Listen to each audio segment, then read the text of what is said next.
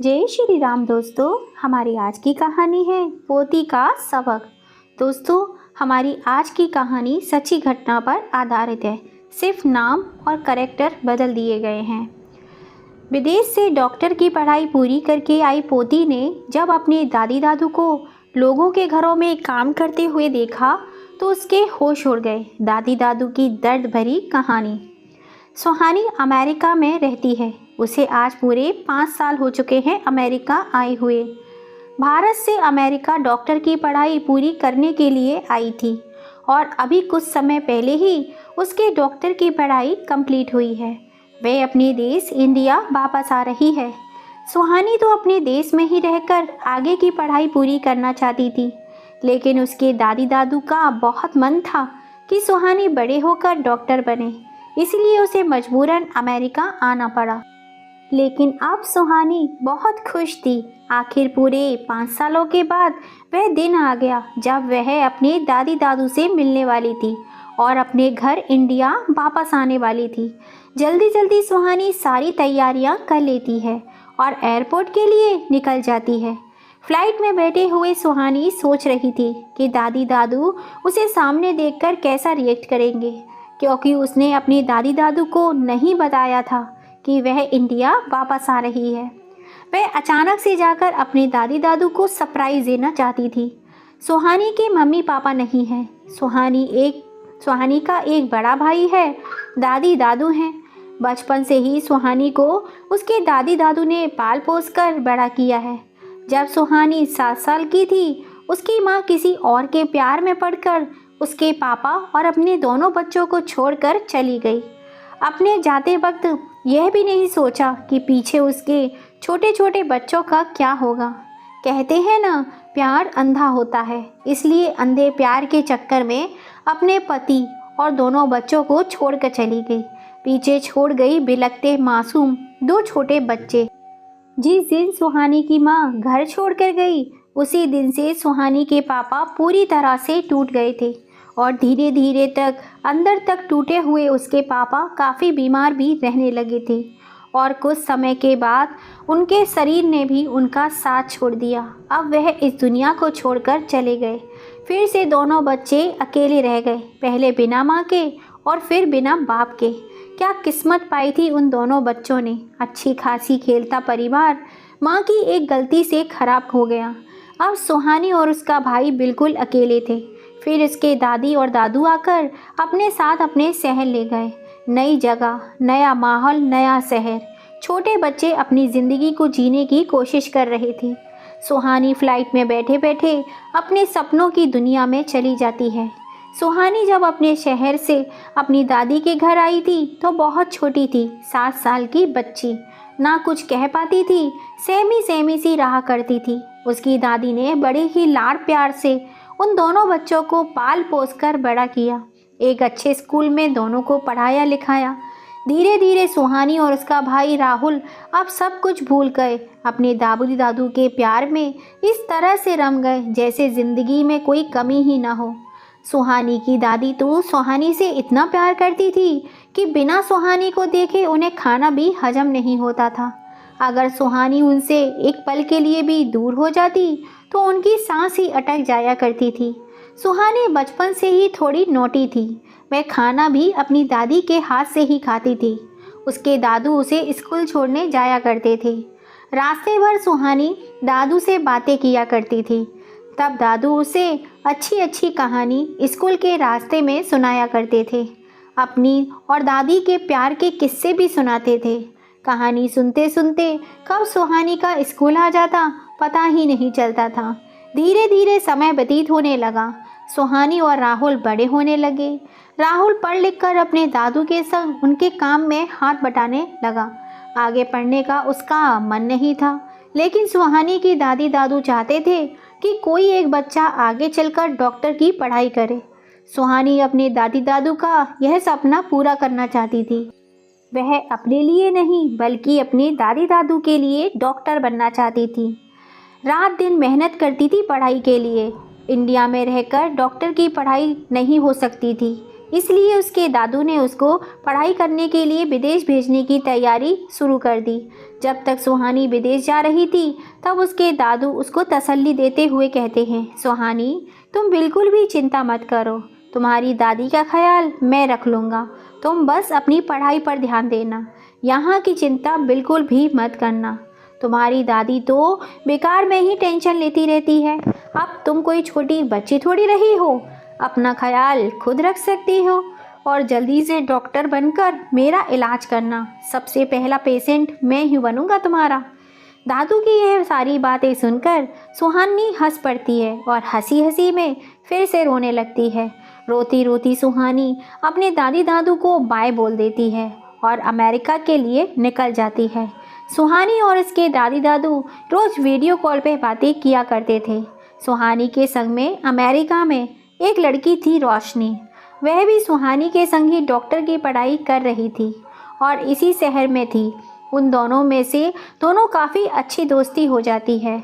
उधर सुहानी के भाई राहुल की सगाई पक्की हो जाती है, लेकिन सुहानी को बहुत दुख था कि वे अपनी पढ़ाई के चक्कर में अपने भाई की शादी में नहीं आ पाती। राहुल की बीवी सुधा घर में आने के बाद पहले तो सब घर का माहौल अच्छा था। कांता जी और गोपाल जी का सुधा बहुत ही अच्छे से ध्यान रखती थी। धीरे धीरे उसका रवैया बदलने लगा। वह दादी दादू से अब बुढ़े बुढ़िया पर आ गई थी। राहुल भी सुधा का ही साथ दिया करता था। गोपाल जी का शरीर अभी साथ नहीं देता था, इसलिए उन्होंने दुकान पर जाना बंद कर दिया। अब तो घर में रहकर ही कांता जी के संग भजन पूजा पाठ में लग गए। इधर बहू की जातियों से दिन पर दिन उनकी तबीयत और भी ज़्यादा खराब होती जा रही थी। दिन भर नौकरों की तरह घर में काम करने के बाद भी 2 वक्त की रोटी सही से नहीं मिल पाती थी। एक दिन गोपाल जी की तबीयत ज़्यादा खराब हो गई। तब कांता जी ने राहुल से कहा, बेटा राहुल, तेरे दादाजी को डॉक्टर को दिखाना है, काफ़ी तेज़ बुखार है। राहुल ने कहा, मेरे पास इतना टाइम नहीं है और ना ही मेरे पास कोई फालतू पैसे हैं आप लोगों के ऊपर खर्च करने के लिए। आप जाकर दादू को दिखा दो। बेचारी कांता जी अकेले ही गोपाल जी को लेकर डॉक्टर के पास गईं। अब राहुल ने पैसे दिए नहीं थे, इसलिए उनके पास थोड़े बहुत पैसे थे, तो वे एक सरकारी हॉस्पिटल में गोपाल जी को दिखाने के लिए ले गईं। वहाँ के एक डॉक्टर गोपाल जी के जान पहचान के थे, तो उनसे फीस नहीं लेते थे। जांच करने के बाद बताया, बीपी काफ़ी बढ़ा हुआ है, खाने पीने का अच्छे से ख्याल रखो और दवाइयाँ समय पे लो। उन्होंने दवाइयों का पर्चा लिख कर दे दिया और साथ में कहा, ये दवाइयाँ आपको सरकारी हॉस्पिटल के मेडिकल में सस्ती मिल जाएंगी। क्योंकि वह गोपाल जी के जानकार थे, इसलिए जानते थे कि उनके पोते राहुल का उनके प्रति व्यवहार कैसा है। दवाइयों का पर्चा लेकर उन्होंने दवाइयाँ ली, फिर घर पर आने के लिए निकल पड़े। रास्ते में बहुत तेज़ बरसात हो रही थी, इसलिए उन्होंने ऑटो ले लिया और वहाँ से निकल गए। गोपाल जी कांता जी से कहते हैं, कांता, तुम्हें बारिश कितनी पसंद थी, हर बारिश में भीगना तुमको कितना अच्छा लगता था। तभी कांता जी कहती हैं, हाँ जी, वह दिन भी अलग ही थे। अब तो हमारा बुढ़ापा आ गया है, अब तो बारिश में भीगते हुए भी डर लगता है, कहीं बीमार न पड़ जाएं। तब गोपाल जी कांता जी से कहते हैं, चिंता क्यों करती हो कांता, अब तो हमारी पोती डॉक्टर बनकर आ जाएगी, तो हमारा फ्री में इलाज कर देगी और जब जितना जी चाहे उतना मन करे बारिश में भीगना, कोई मना नहीं करेगा।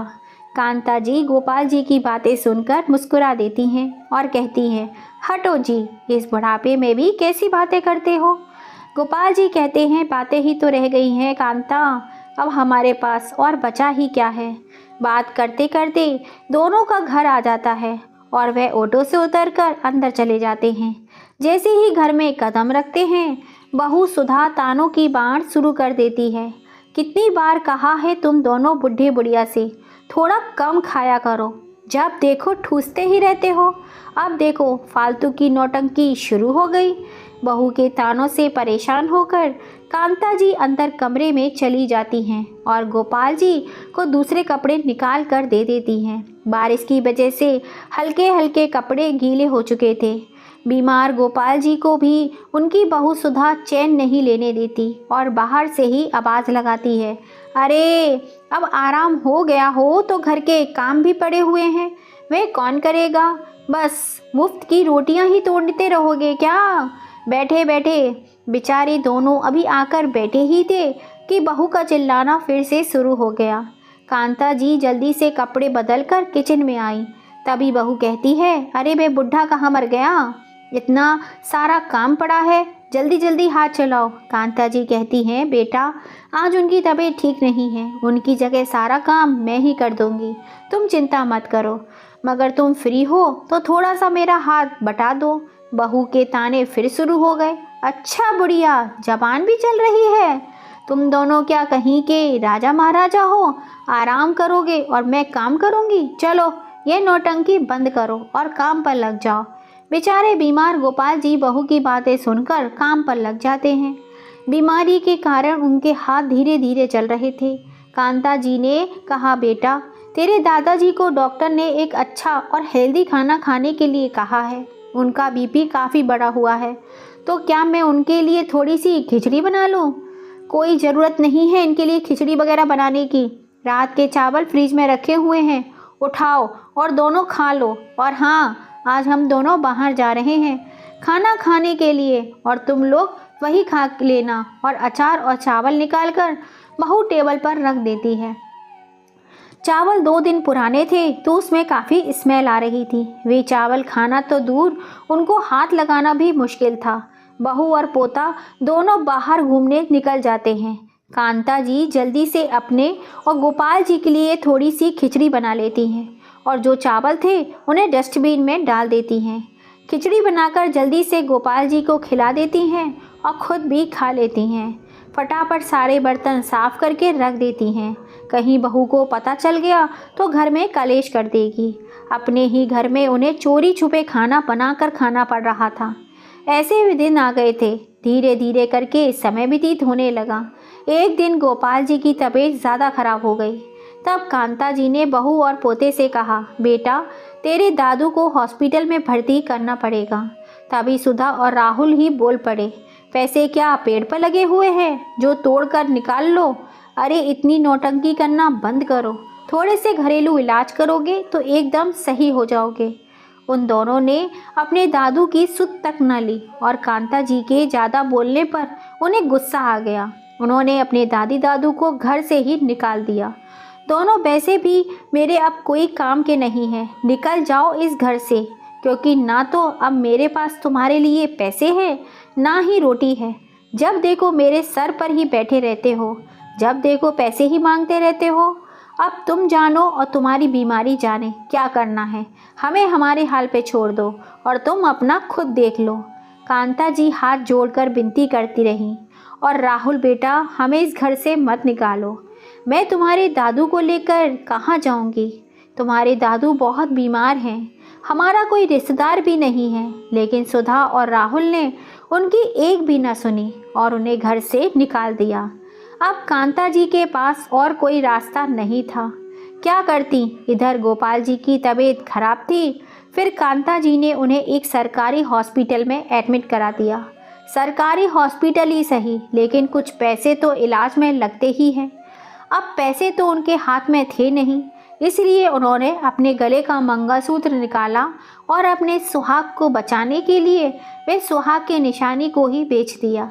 उस मंगलसूत्र को बेचने के बाद जो पैसे मिले उससे उन्होंने गोपाल जी का इलाज कराया। हफ्ते 10 दिन के बाद गोपाल जी थोड़े से अच्छे हो गए। वहीं पास की एक टूटी सी झोपड़ी में उन्होंने एक किराए पर घर ले लिया।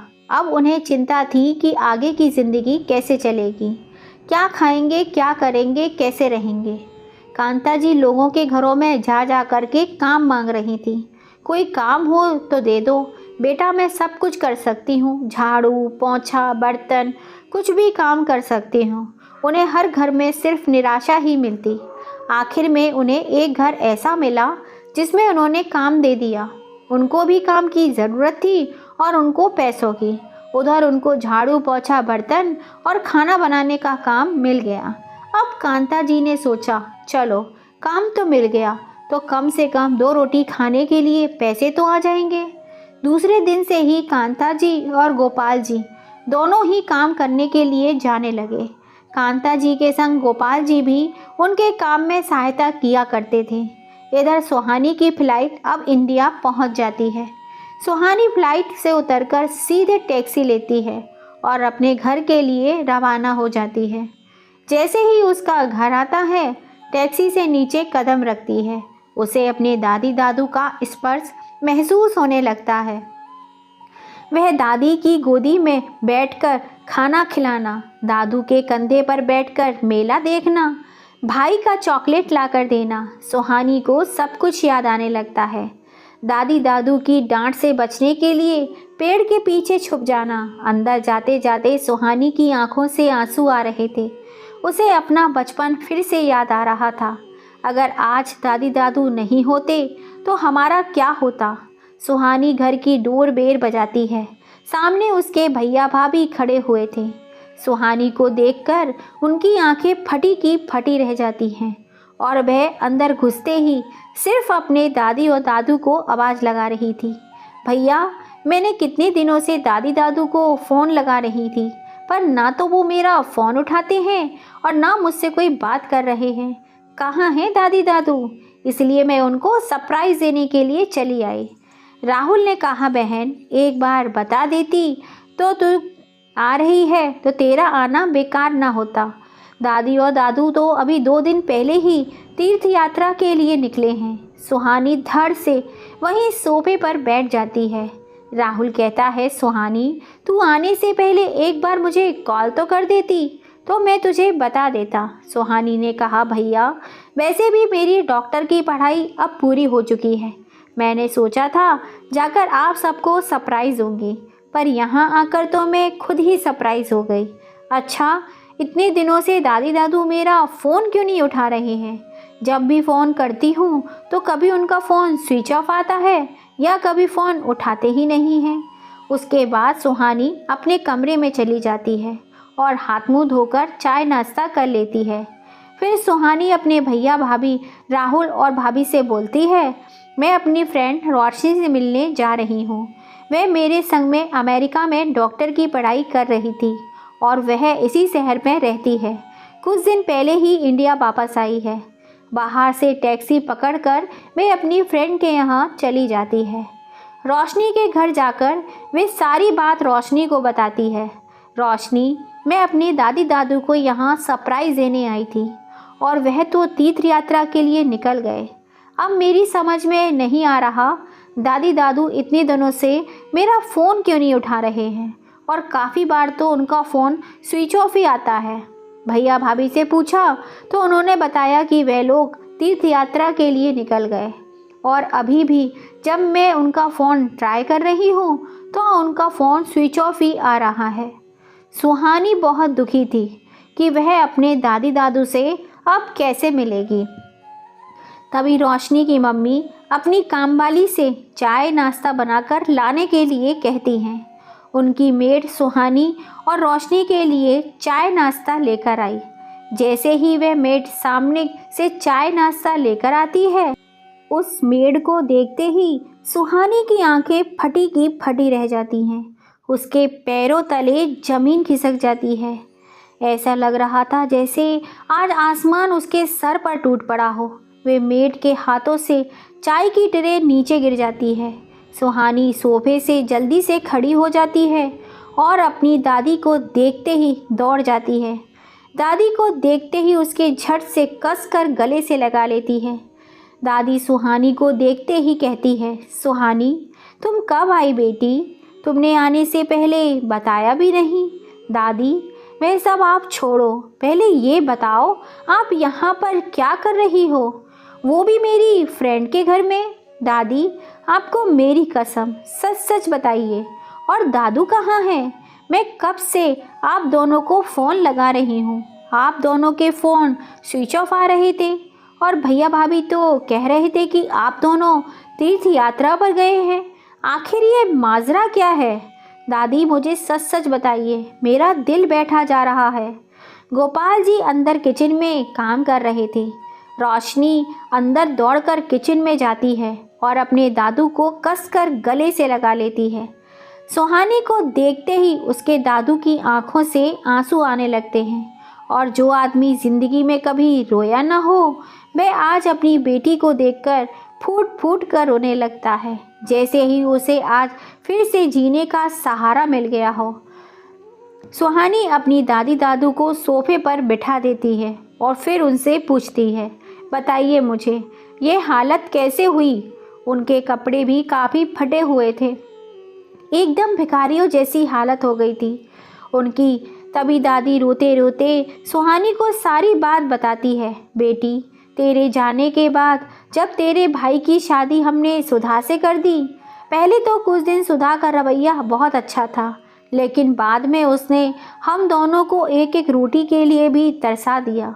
घर में नौकरों की तरह हमसे सारे काम कराती और खाने के लिए 2 दिन पुराने बासी चावल देती थी। तेरे दादू बीमार थे, मैंने तेरे भाई से कहा, राहुल तेरे दादू को हॉस्पिटल में एडमिट करना पड़ेगा। तो राहुल ने कहा, मेरे पास फालतू पैसे नहीं हैं कि तुम दोनों पर खर्चा करूं और तुम्हारी बीमारी पर खर्चा करूं। तेरी भाभी कहती, क्यों इतना खाते हो, दोनों बुढ़े बुढ़िया कि बीमार पड़ जाते हो। एक दिन उन दोनों ने हमें धक्के मारकर घर से निकाल दिया।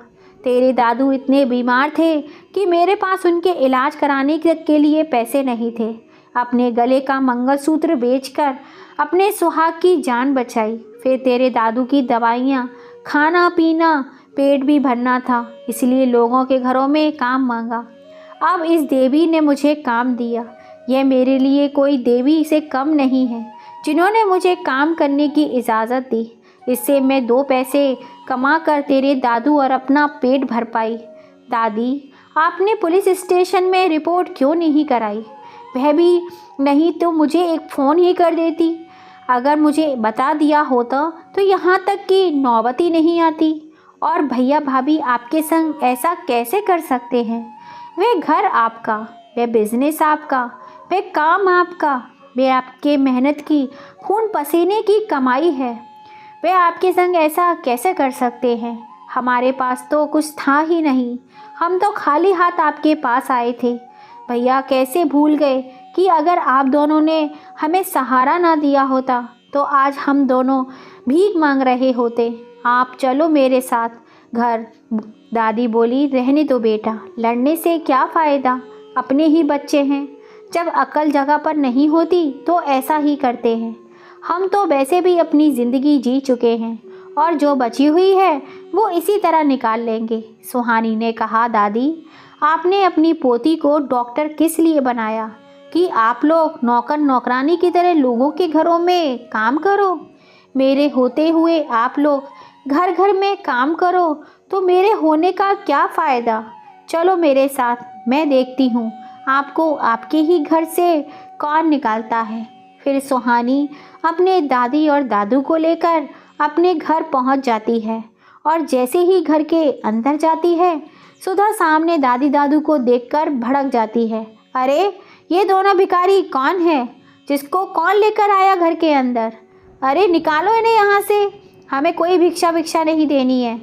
सुहानी ने कहा, भाभी जरा गौर से देखिए, ये कोई भिखारी नहीं है, हमारे दादी दादू हैं। देख लीजिए आपकी वजह से क्या हालत हो गई है इनकी। जब अपने दादी दादू को अपने घर वाले ही नहीं पहचान पा रहे हैं, तभी सुधा की नज़रें शर्म से झुक जाती हैं और वह कुछ बोल ही नहीं पाती।